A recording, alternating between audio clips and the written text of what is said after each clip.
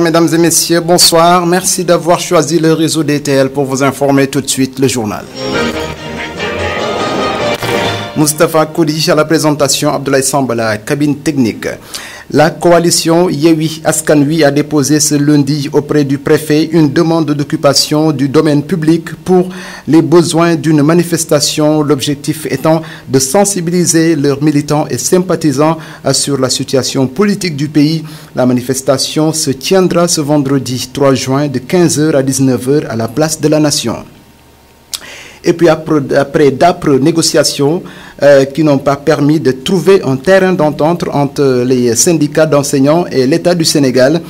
les deux entités vont se réunir une fois de plus cet après-midi qui est en cours. Nous y reviendrons plus amplement dans nos prochaines informations. Et puis sur instruction du président de la République Macky Sall, l'inspection générale d'État IGE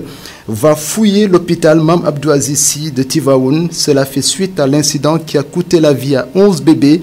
Ainsi, un audit sera mené sur la construction et les équipements de ce service de néonatologie. La fédération, ou sinon la Fédération nationale des parents d'élèves, d'étudiants et étudiants du Sénégal tient le gouvernement comme responsable des nouvelles perturbations notées ces derniers jours. Ainsi, la fédération invite l'État du Sénégal à faire une émission spéciale du Trésor d'ici le 15 juin pour rembourser aux enseignants leur reliquat. Lors de sa visite à la grande mosquée Massalikul Jinan, le président de la République Macky Sall a pris un engagement fort, celui de prendre en charge le coût des travaux de construction du poste de santé dans l'emprise de l'édifice. Il a aussi réitéré son engagement, bien son soutien à la communauté mouride dont il a loué le dynamisme. Le 8 avril dernier, les avocats de Ousmane Sonko avaient demandé par correspondance l'audition de l'ex-capitaine Seydina Omar Touré qui faisait partie de l'enquête en poste de la gendarmerie. Ce dernier a contribué à l'enquête. Le 10 mai dernier aussi, les avocats reviendront à la charge avec une série de questions par correspondance toujours, mais le parquet a refusé leur requête. Et puis parlons de ce qui concerne toujours l'État, mais cette fois-ci le chef de l'État qui a donné des raisons ayant expliqué le retard noté dans la manifestation, dans la nomination plutôt d'un Premier ministre. Il déclare qu'il avait prévu que le poste de Premier ministre sera issu de la formation politique qui aura remporté les élections législatives. C'était tout pour cette partie française. Tout de suite, la version Wolof.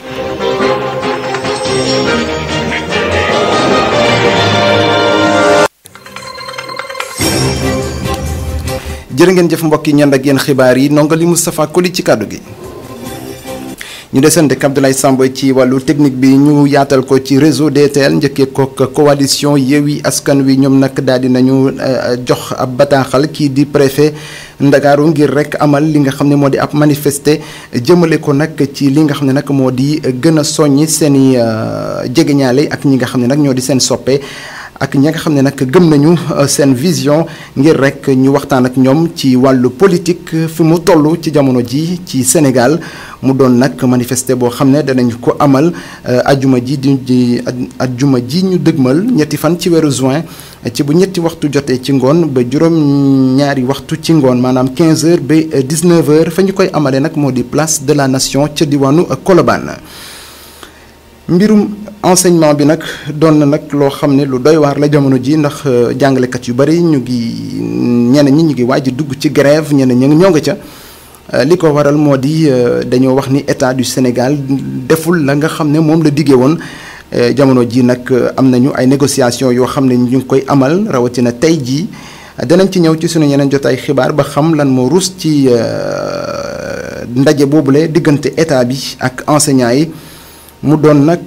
ay liggéey yoo xam ne war nañ koo def ni mu gën a gaawee ngir rek ndongo yi delluwaat ca classe ya ndax jamono ji ñu toll dugg nañ ci weeru juin daanaka ñu war a nekk ci jamonoy examen yi. mbokk yi ba léegi rek xibaar yi ñu tënk ak IGE inspection générale d'État ñoom nag Macky Sall président de la République daal dina leen yóndi ñu dem foofee ci hôpital Mame Abdou Aziz Sy bu Tivaoune ngir amal fa lii di ay audit ay liggéey yu am solo ci càmbar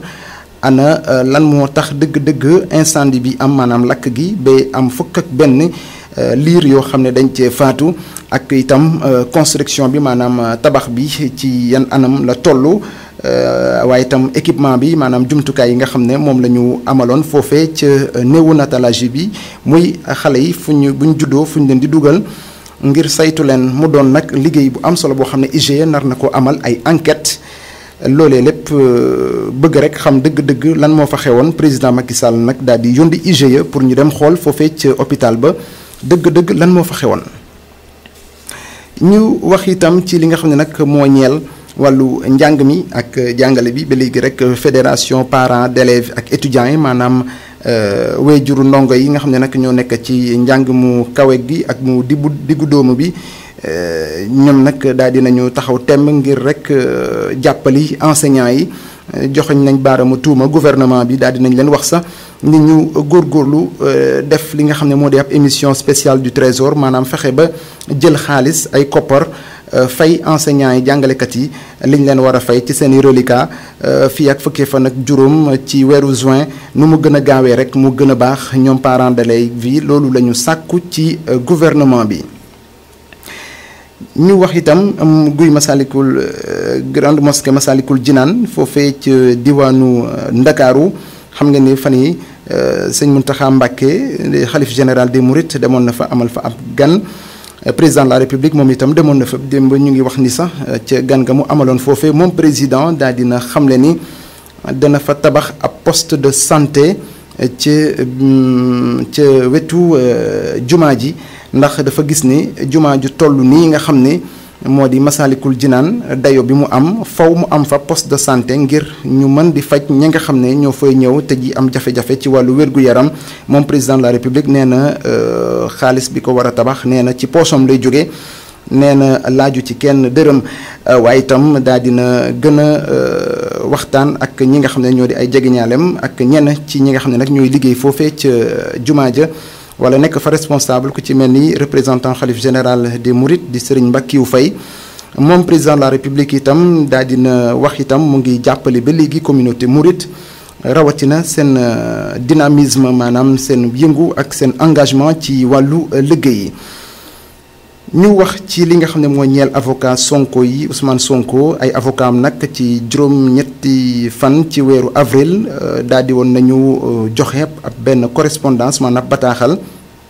kii di doyen des juges ngir rek ñu amal ab audition kii di capitaine Touré ndax bokkoon na ci ñi nga xam ne nag ñoo doon amal enquête bi ca njëlbeen ca Sweet Beauté ba tax na nag ñoom biñ ci déggulee dara fukki fan ci weeru mai itam dugalante nañ beneen laaj boo xam ne ngir ñu jël capitaine Touré def ko audition ndax dana gën a am solo waaye nag fi mu toll nii parquet bi daal dina opposé wu ci li nga xam ne nag moo seen requête nee nañ nag juge bi doyen des juges moom moo am kàddu gu mujj dañ koy bàyyi xel itam. ñu jeexalee ko ak chef de l'État ba léegi rek ci li nga xam ne nag moo di poste premier ministre bi ñu bari nag doon ko ci xaar gannaaw bi ñu paree ci élection locale yi waaye nag li mu xamle moo di day xaar ba élection législative yi jàll mooy élection député yi ci assemblée nationale nee na bu jàllee danañu xool parti bi nga xam ne moom moo ëppale wala moo gagné ci élection législative yi ci parti boobule lay daal di jëlee ki nga xam ne nag moo di premier ministre du Sénégal donte du doon